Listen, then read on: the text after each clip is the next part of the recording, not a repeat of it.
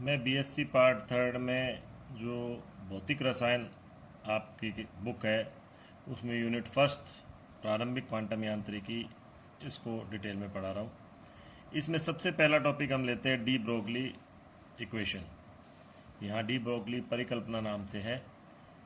अब जैसे मैंने यहाँ लिखा है ईएमआर इलेक्ट्रोमैग्नेटिक रेडिएशन, तो ईएमआर हम जानते ही है, जैसे हमने पिछले एनएमआर के जो चैप्टर है उसमें भी बताया था।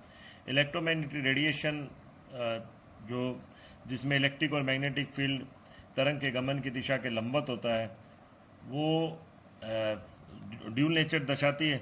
उसी प्रकार प्रकाश जो है वो इलेक्ट्रोमैग्नेटिक रेडिएशन का एक पार्ट आती है, तो वो भी क्या होता है कि द्वैत प्रकृति को दर्शाती है। तो प्रकाश की तरह ही यहाँ डी ब्रोगली परिकल्पना में क्या है, प्रकाश की तरह ही अति सूक्ष्म कण यानी सब एटॉमिक पार्टिकल भी जो है वो द्वैत प्रकृति को दर्शाते हैं। वो भी क्या कर रहे हैं, द्वैत प्रकृति को दर्शा रहे हैं। अर्थात वो कण और तरंग की तरह दोनों की तरह व्यवहार करते हैं। कण तो है ही, अति सूक्ष्म कण जो है, जो भी आपने सब एटॉमिक पार्टिकल लिया वो तो अति सूक्ष्म कण, वो कण तो है ही, लेकिन वो तरंग के समान भी व्यवहार कर रहा है। तो अब इसके लिए दो इक्वेशन दी गई। एक तो है आइंस्टीन इक्वेशन जिसका जो फॉर्मूला है E बराबर mc²। अब यहाँ m जो है ये कण के द्रव्यमान को दर्शा रहा है, इसलिए इसे कणी प्रकृति की इक्वेशन का है।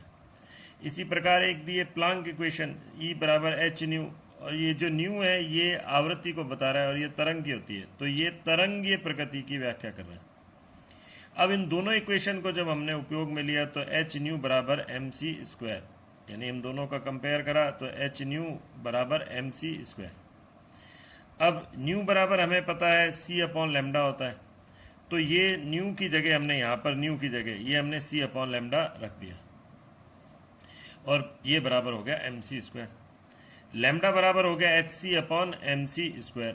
तो ये इस प्रकार से यानी hc अपॉन mc² हो गया और ये h अपॉन mc, ये c से ये इधर से कट गया तो h अपॉन mc यानी h अपॉन p हो गए, और ये डी ब्रोगली इक्वेशन है। mc जो है वो मोमेंटम के बराबर होता है। अब इसके बाद नेक्स्ट इसी का पार्ट आता है, वो है इसका प्रायोगिक सत्यापन। अब यहाँ प्रायोगिक सत्यापन की जब बात करते हैं तो हम मानते हैं कि माना जो इलेक्ट्रॉन है उस पर आवेश हमने कहा E है और उस पर V विभव हमने लगाया है। माना जो इलेक्ट्रॉन है उस पर आवेश तो E है और उस पर हमने V विभव लगाया है, और उस स्थिति में उसकी काइनेटिक एनर्जी या गतिज ऊर्जा किसके बराबर हो गई, हाफ mv² के बराबर।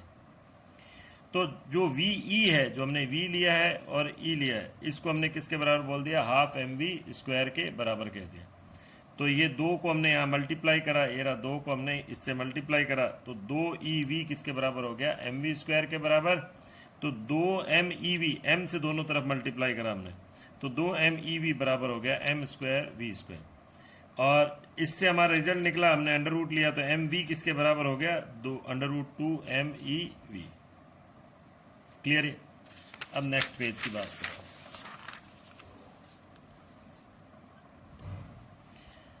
अब ये जो नेक्स्ट पेज पे हम कह रहे हैं कि लैम्डा बराबर h अपॉन p है, यानी h अपॉन mc है, तो ये जो mv है जो भी हमने कहा था ये किसके बराबर, यहाँ c को हमने v के बराबर मान लिया क्योंकि कण के लिए कह रहे हैं, तो यहाँ c को हमने v के बराबर माना, तो ये किसके बराबर हो गया, लैम्डा बराबर h अपॉन √2mev। m हमें पता है इलेक्ट्रॉन का द्रव्यमान है, वो है 9.1 इंटू 10⁻⁻31 kg। ये किसका हुआ, ये m हुआ इलेक्ट्रॉन का द्रव्यमान। इसी तरह जो v है वो तो हम उसकी तो वैल्यू हम यहाँ रखेंगे। h जो है हमारे पास है प्लैंक कांस्टेंट, उसकी वैल्यू 6.6 इंटू 10⁻⁻34 जूल सेकेंड। ये भी हो गया। अब बच गया हमारे पास जूल सेकेंड, ये हमने इसका कर दिया। अब हमारे पास आ गया इलेक्ट्रॉन का आवेश, ये कितना होता है 1.6 10⁻⁻19 कुलाम ऋण आवेश, यानी नेगेटिव चार्ज हो गया। अब जब इन तीनों की वैल्यू रखी, E की और m की और h की, v की तो हमें पता नहीं है, तो हमारे पास ये वैल्यू आ रही है एंगस्ट्रॉन्ग में। जब हमने इसको करा तो 12.26 अपॉन √v और एंगस्ट्रॉन्ग में आ गया। यदि हम वोल्ट यहाँ जो V है वो 10 वोल्ट से 10,000 वोल्ट लगाए, विभव हम लगाए इलेक्ट्रॉन पर, तो ऐसी स्थिति में जो लैम्डा की परास होती है वो 3.877 से 0.1226 एंगस्ट्रॉम तक प्राप्त होती है। और यह एक्सरे की तरंग दैर्ध्य की कोटि की है, यह एक्सरे की तरंग दैर्ध्य की। इस प्रकार इलेक्ट्रॉन जो है यानी सब एटॉमिक पार्टिकल भी एक्स किरण के समान ही तरंग के समान व्यवहार करता है। यानी जैसे एक्सरे जो होती है वो किसके समान व्यवहार करती है, वो तरंग के समान व्यवहार करती है। इसलिए इलेक्ट्रॉन चूंकि उसकी भी परास वही आई है जो एक्सरे की आई है, तो वो भी तरंग के समान व्यवहार करती है। इसी के लिए एक प्रयोग है डेविसन जर्मर प्रयोग।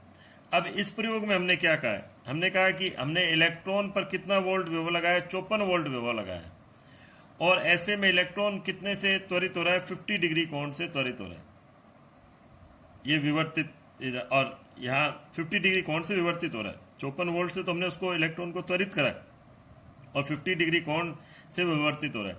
तो ऐसे में इलेक्ट्रॉन की तीव्रता यानी कि जो उसका स्पेक्ट्रा है उसकी तीव्रता वहां पर अधिकतम प्राप्त होती है। अब इस अवस्था में लैम्डा का मान जो हमें प्राप्त हो रहा है वो हो रहा है 1.668 एंगस्ट्रॉम, जो एक्स किरण के तरंग दैर्ध्य के ही लगभग समान है। यानी कि अब यह भी सिद्ध कर रहा है प्रयोग कि जो इलेक्ट्रॉन है वो किसके समान व्यवहार कर रहा है, वो एक तरीके से एक्सरे के समान ही व्यवहार कर रहा है। ये प्रयोग सिद्ध करता है कि इलेक्ट्रॉन भी एक्स किरण के तरह ही व्यवहार करता है। अतः एक्स किरण के लिए लागू जो ब्रेग समीकरण है वो इलेक्ट्रॉन पर भी लागू की जा सकती है। तो ब्रेग इक्वेशन कौन सी है, एन लैम्डा बराबर 2d साइन थीटा।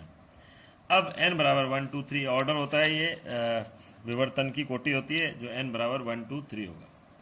अब यहाँ ये जो n लैम्डा है ये क्या होता है, वास्तव में ये पथांतर के बराबर होता है। यानी ब्रेग समीकरण के लिए आवश्यक है पथांतर जो है लैम्डा का पूर्ण गुणा, जो यानी जो पथांतर है वो n लैम्डा यानी 2d साइन थीटा के बराबर हो गया।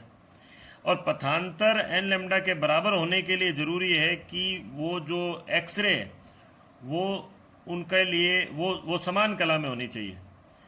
अब ये चीज जो है ये BSc part first physical chemistry solid के चैप्टर में आती है, तो हम तो केवल इसके द्वारा हम बोर अभिग्रहित की पुष्टि करेंगे।